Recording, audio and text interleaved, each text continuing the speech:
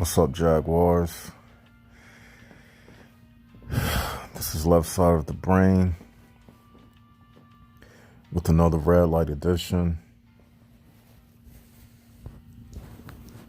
Tonight, I want to talk about something that I should have talked about a long time ago, but now is the time. And what that thing is, I want to talk about is something that has passed our minds every day, and you would have thought by now we would have discussed this. And that subject is thinking. THINKING. Let's talk about thinking tonight. Let's delve into what is the purpose for thinking. Let's think about that. What is the purpose for thinking? What brought this to mind, I was thinking about God, right? And I was saying to myself, as a human being, we think for basically survival purposes. Survival purposes is the number one reason why we think. Think about it. A child is born. The child comes out of the mother. It's crying. And instinctively, it latches on to the breast. Right? Yes, humans have certain instinctive instincts at birth. Just like you may see a horse give birth and the little horseling comes out running. Nobody taught it how to walk or anything. It just comes out instinctively. It knows how to walk, right? Now, thinking is based in survival, number one. But I took it back to God, right? And I was saying to myself, before the world was created and when it was nothing but darkness, God didn't have anything to worry about as far as survival or anything. He doesn't need food. He doesn't need water. He doesn't need sunlight, right? The sun doesn't need sunlight. We need sunlight. The sun does not need sunlight. So when you think about God, right? He is already self-sustainable. He doesn't have to survive. So when I thought about all of that, I said, what is thinking for? Like, why would God need to think? Like, think about it. Existing before the great falling away as darkness. Like, it's so damn complex. I don't even know where to start, right? Like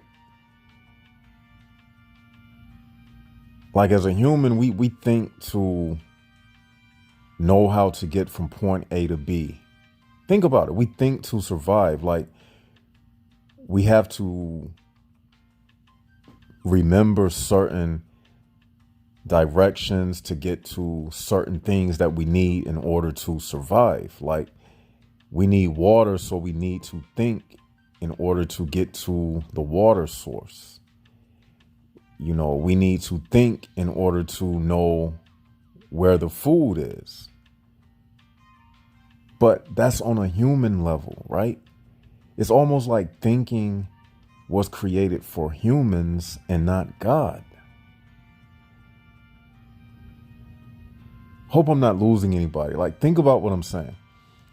Like, you think to survive. You have memory. The only reason for memory is to get you from point A to B, to and fro to those things that you need in order to survive. You get what I'm saying? Like, you go into a dark room, you can't see anything, so you have to think about where the light switch is so you can hit the light switch so you can see in your room. It's like everything far as thinking is concerned has to do with survival. It links up to something that you need. Like, you got to think about what is your password to get into your bank account. If you have a bank account app on your phone, you got to remember the password to get into it. Like, thinking has to do with survival. But when you apply thinking to God, he don't need to survive. It's not a thing for him to survive. He's not in a body. He doesn't need food. Thinking is a human thing. It's not a God thing. God, he don't have any questions.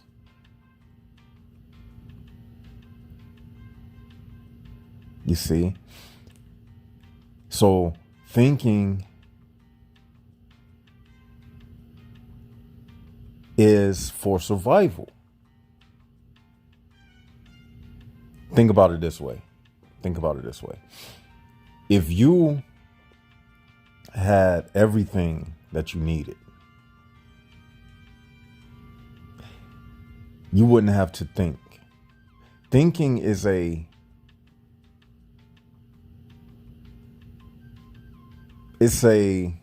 sign that one has not obtained everything that one needs in order to feel complete and not wanting anything. Because a person has desires left inside of them, they think. So thinking, you can say, goes hand in hand with lacking something. A person thinks because a person is lacking in something. Because if you wasn't lacking anything, you wouldn't have anything to think about. So as long as one is thinking, that means one is unfulfilled.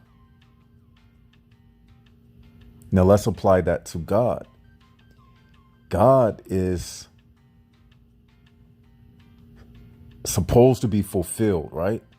As we are told about God, right? That he's supposed to be fulfilled.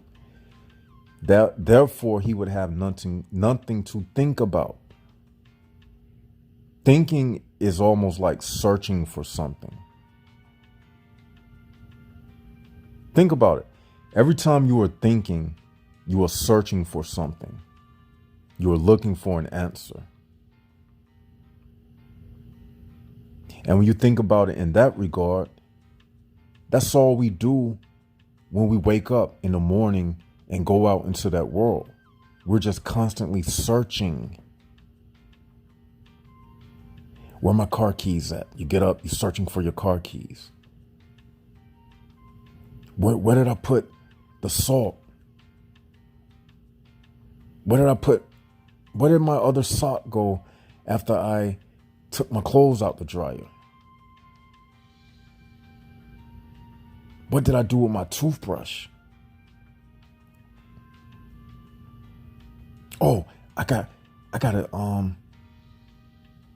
cut the oven off before my food burns. Constantly thinking. You see, it's constantly searching for something. And the thing is,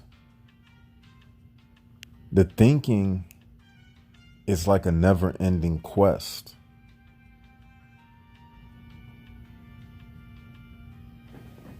And as I thought about it even more, I began to understand that the things that we are thinking about, we are thinking about those things because we have deemed the things that we are thinking about as important.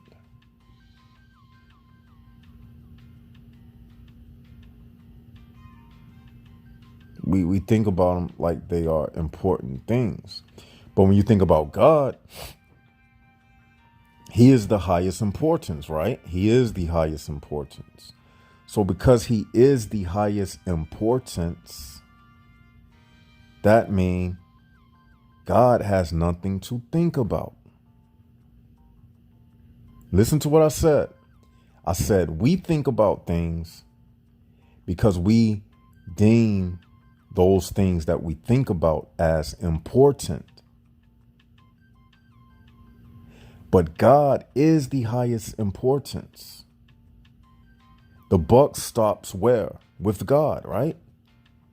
So therefore, he has nothing to think about. He is the importance. Nothing above him.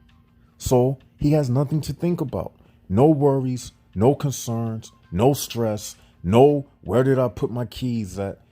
He's not questioning anything. He has all the answers to everything. He has no reason to think, period. In fact, thinking is a sign that one is in hell. As long as you are thinking, you are trapped in hell. As long as you are thinking, you are trapped in prison. So what are you saying, left side of the brain? Help us out here. Thinking correlates with being in a body, a human body, because all thinking is contingent upon survival. Or every time you think, it's because of a survival reason. It's predicated upon survival. God, outside of the body, has no need to think. So as the thought of it all settled into me, it went deeper. This is why you don't remember before you was born.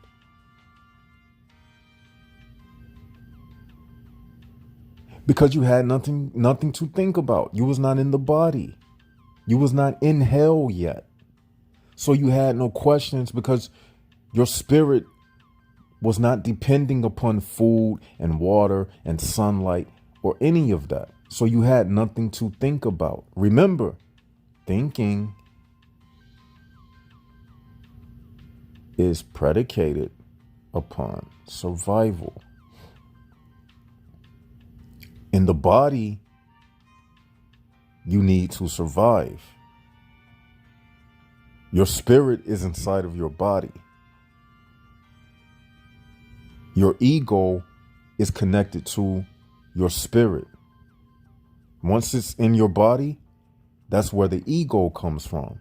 The ego, it don't want to let the body go. So therefore, the thinking kicks in to make the body survive. Memory, all of that is designed, better yet, memory and all of that, the purpose of it is to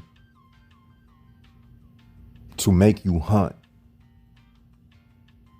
from day to day, hunting for food, hunting for water, shopping for clothes. All of that stuff is based in ego, survival.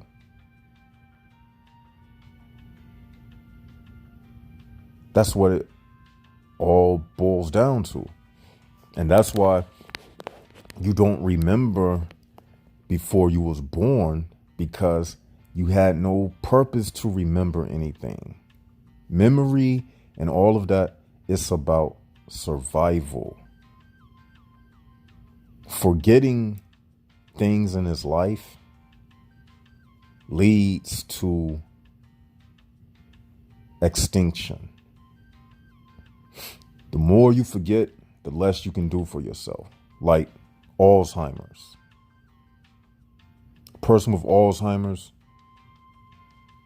dementia, your memory is ate away. Everything that you need to survive, you become incapacitated, and therefore you end up dying because you can't feed yourself. You lose memory of how to drive. Your life will begin to fall apart. You see? So therefore, thinking is only relevant to one that is in the body. I know we say thinking is the highest importance. It's only the highest importance because you are in a body surrounded by danger. So in other words, danger is the catalyst that makes one have to think. Competition and danger is what makes you think. In absolute serenity, in absolute safety, there is nothing to think about. That's why if we was really in the presence of God, we wouldn't have anything to think about. Absolute peace, absolute serenity is absence of all thoughts, period. No thoughts whatsoever equals absolute peace. Where do you remember that time? The time that you don't remember, the nothingness of you, the darkness of you, that's when you was at your perfect peace, when you was absolutely nothing, when you can't even remember. Your first memories that you have of yourself, that's when you became further away from when you was in heaven. Because remember, thinking is a byproduct of being in hell. But when you was in heaven, when you was with God, before you was born, before the great falling away, there was nothing to think about. You might say, well, what about enjoyment, left side of the brain? What about the stuff they tell us about heaven is going to be streets of gold and you can eat strawberry shortcake all day? And that comes from being in hell. That comes from being in a body. The reason why people have those ideas about heaven, because in the body, they experience pain. So obviously, if a person experiences pain in the body, and then in this life they are presented with things that seems like heaven on earth, but they can never obtain those things, then they set up in their mind a fantasy of one day I'm gonna be able to have those things, and it's going to be when I go to heaven. But in reality, enjoying pleasures is something that comes from experiencing pain. Because before you got into the body,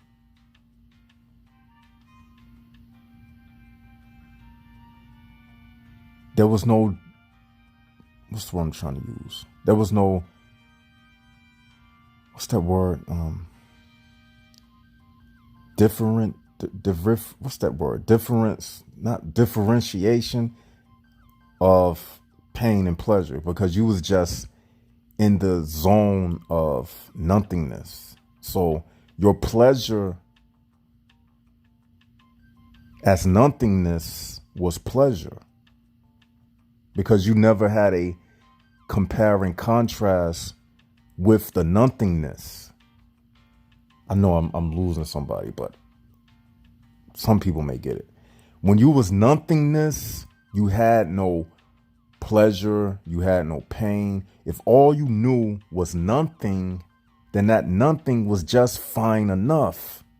You get what I'm saying? You only know pleasure and pain when you are introduced to something where somebody says this is pleasure and somebody says this is pain. But if somebody never told you that nothingness was neither pleasure nor pain, you wouldn't be complaining about it. That's what I'm trying to say.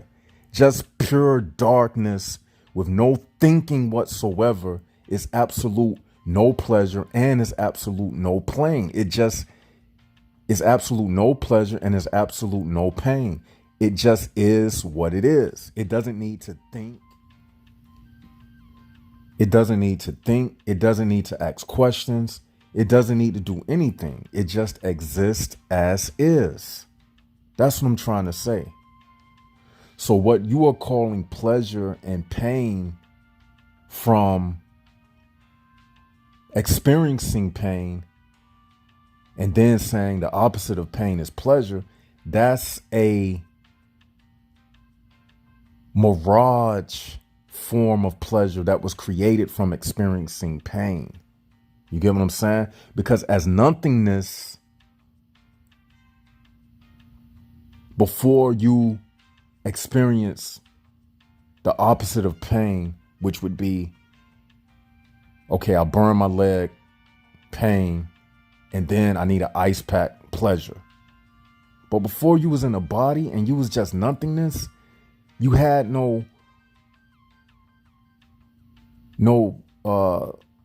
opposite of anything. There was no opposite of cold, which is hot. You see, it was none of that. It was just nothingness. So nothingness was just fine enough.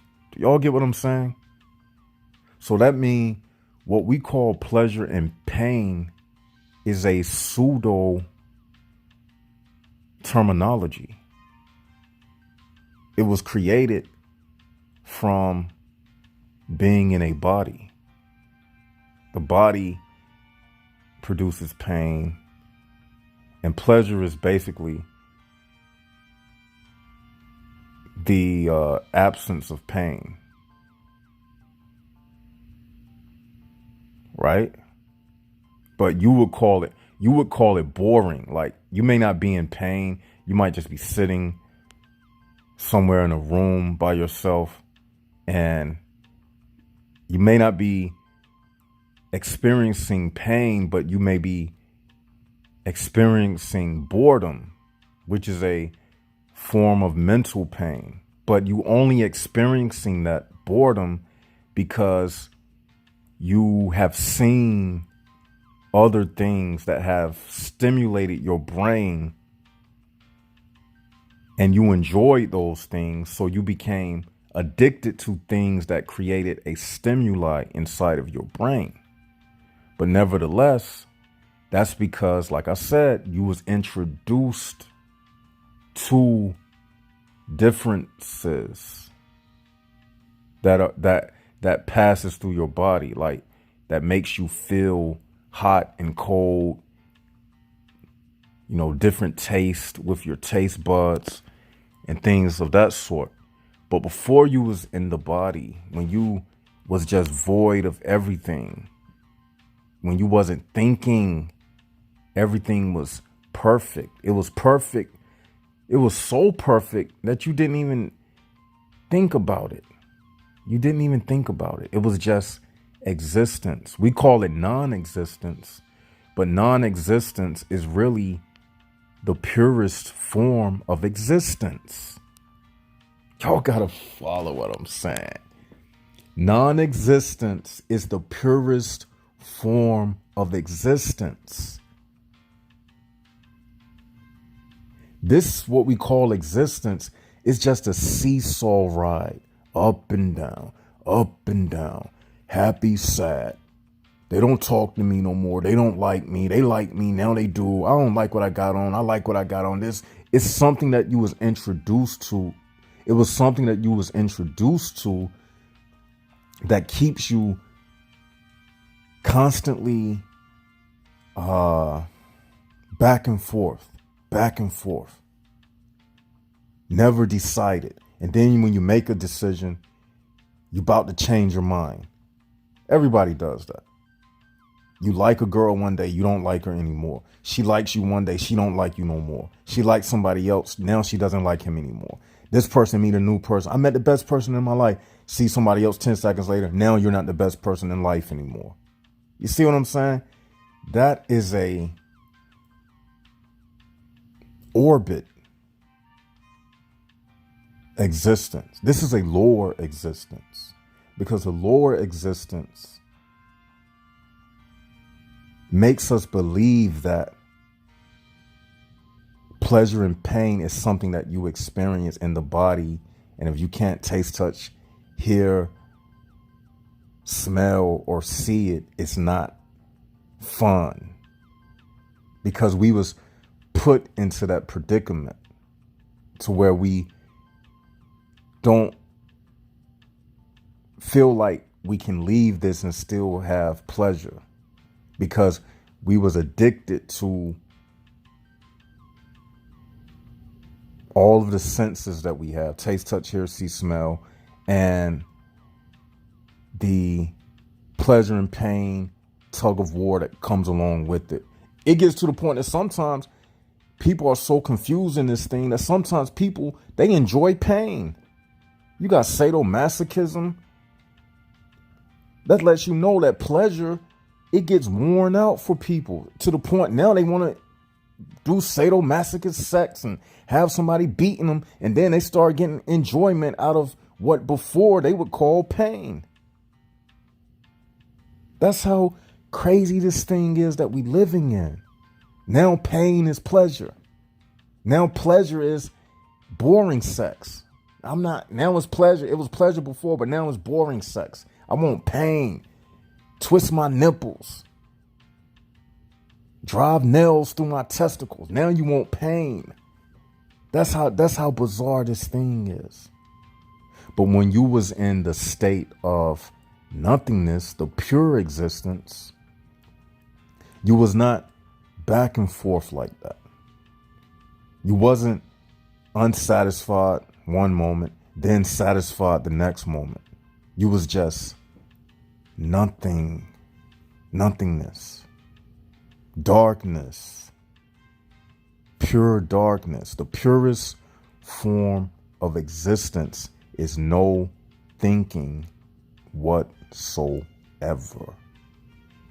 Because ultimately, when you look out into that vast cosmos of space, there is nothing to think about. There's nothing to think about. Now, these type of thoughts that I'm saying now, this is thinking that's taking us back to the essence. That's what I'm doing now. Retracing my steps, following the trail that led us down here from the time of the great falling away. So it's like I'm backtracking and going back down that right path that we supposed to be on. That's all I'm doing. But after this conversation, it's nothing to think about. You only think you have something to think about because there's other people around you. Just imagine if you woke up tomorrow morning, right? And you was the only person in the world. You would have nothing to think about. You would have nothing to do. You would just be yourself. What would there be to do? Absolutely zero. Nothing. Nothing. And people feel like doing nothing is a crime. Why is it bad to do nothing? Just why is it a bad thing not to do anything? Why? Why is it a bad thing not to do nothing? You might say, well, that's laziness. So are you calling God lazy? When God was here for eons and eons and eons, even before there was a such thing called time, what was God doing all by himself? Was he just being lazy? And if he was, so what? What's wrong with being lazy? Who said that we have to exist? You only see you thinking in the mind of existing because you have tasted the pleasure and pain back and forth. So you feel like if I lose this, then I'm going to be in this place wishing I was back on earth. That's what it boils down to. That's why people don't want to die. Because you think you're going to be missing something in this world. But if you put on the mind of God, you wouldn't be thinking like that. Because before God created this world, before this world was even in place, he wasn't thinking like that. He was perfectly nothing. So why do you feel like if you don't have this, you don't have anything? Why does this life have to be something more than nothing? What's wrong with just being nothing? What's wrong with just being not even thought of? What's wrong with just being non-existent in dark space, just chilling, doing nothing? What's wrong with that? You ain't got to impress nobody. You don't got to wake up and go to work. You don't have to do anything. You think just because you live on this earth with billions of people, right, that you supposed to shine, like be popular or be something. You only think you got to be something because other people. It's your ego making you think you have to be successful. Because really your success doesn't have a damn thing to do with the earth and the planets in orbit. Your birth or death is not going to make or break anything in this universe. It's not going to prevent the sun from rising. It's not going to keep the earth from orbiting. Your birth, your existence don't make or break anything. That goes for me. That goes for you. That goes for everybody. Even if there was no people on the earth, period, it still has no effect on darkness being darkness. Darkness is going to be darkness anyway, however you look at it, however you see it. The nothingness will be there. The perfect existence of nothingness will always be there. Okay? It's just that this life, we put so much importance on it because that's all we know. But just because something is all that you know, does that mean it's of the highest importance? What about the things that you don't know? That's what you should be. That's what you should be searching for. And that's what I'm giving you right now. All that there is to know is absolutely nothing. When you was born as a baby, that's why you wasn't thinking about what I'm gonna be when I grow up. No baby when it was 6 months old was saying what I'm gonna be when I grow up, because the baby still had the mind of nothingness. It wasn't thinking about anything. It wasn't concerned about anything. But when it came into this world, that's when it was programmed and altered from being nothing into so-called something. And when it became something, it took on the problems of being something. To be something in this world, it comes with a lot of problems. You see? But to be nothing is absolutely worry-free, stress-free, and problem-free. That's why people are afraid to die, because they feel like, I'm leaving all of this behind. Well, guess what? Before you was born, you had already left all of this behind, in the sense of of thinking about it that way. Think about it this way. What's your birthday, right? Let's just say your birthday is September the 12th, 1964. Just a random year. Okay. Your day of birth, the day before September the 12th, 1964, let's just say if it was September the 11th, 1964. September 11th, 1964, that was your day you died. Think about it. You was nothing before September 11th, 1964. You became something September the 12th, 1964. So let's just say when you die, from the time you was born, they're going to say that's the day you died. When you become nothing again. You get what I'm saying? But your real day of death was the day, or any day before the time you was born. You was already dead. Before you was born, you was already what we would call so-called dead. Nobody knew your name. Any of that. You didn't have no parents, none of that. No history attached to you, none of that. Now, when you are born, then you get an obituary, you die. They're going to say a few words over you, and then you go back to being the nothing that you was before you was born.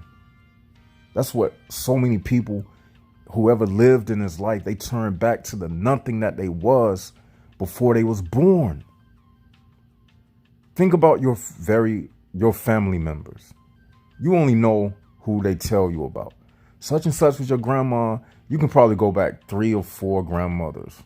I doubt you can go back 4, probably 3. After that, you don't know none of those people. It's like they never existed. You see? It's like they never existed. Yeah, so This how cold you gotta be with it when it comes to life, because at any moment you going to face death one day, and it's nothing to fear. Death, there's nothing to fear. I told y'all, I've been out there before. I had an outer body. I had an astral projection experience. It felt like billions of light years like out into space. And I said to myself, God must be very lonely out here. I told y'all, I said I felt sorry for God. But now that I think about it, the reason why I felt that way is because I experienced that astral projection experience prior to or after being in a body. Post being in a body, I experienced it. I experienced that astral projection after experiencing being in a human form. But I was already out in the galaxy before I was born, you see, but I didn't have anything to compare it to. I didn't have a life to compare it to. So therefore I wasn't missing anything. Cause I always thought about that. And I always thought, like, how was I feeling before I was a baby? I wasn't feeling nothing. I wasn't missing anything. You can't miss what you never had. I was in the purest form of existence, just existing like that. You get what I'm saying?